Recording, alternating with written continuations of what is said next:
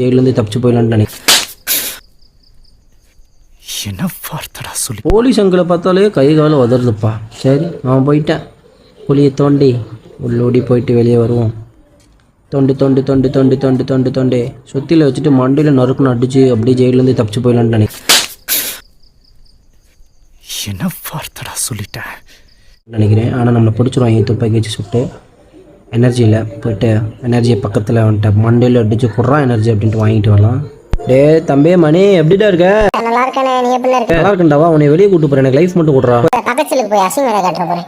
அண்ணே ஒரு அரியவகை ஆஃபர், இந்த கார்டை வாங்கிட்டீங்கன்னா நீங்க வந்துட்டு நேராகவே வெளியே தப்பிச்சு போயிடலாம். வந்து வாங்கிட்டீங்களா? உன்ட்ட வாங்குற அளவுக்கு பைசா இருந்தா எங்க அப்பனே நீ வந்துட்டு ஜாமீன் எடுத்துருவேன்டா. ஏன்டா நான் ஏன்டா இங்கே ஆட்டையை போட்டு வெளியே போறேன்? போட்டா வெண்ண. டே தம்பி உன்ட்ட லைஃப் டே டே டே எங்கடா ஒரு டே டே அடா போங்கண்ணே. எங்க அம்மா எனக்கு சோறு தான் முக்கியம் சொல்லி கொடுத்துருக்கு. வேணே போய் சோறு சாப்பிட்டு வந்து பாப்பனே.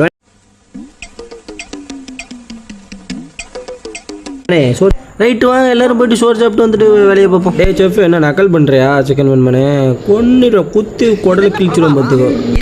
அப்புறம் வேதா என்ன எப்படி இருக்க? சீமை போட்டு தள்ளன்னு கேள்விப்பட்டேன், என்னாச்சு?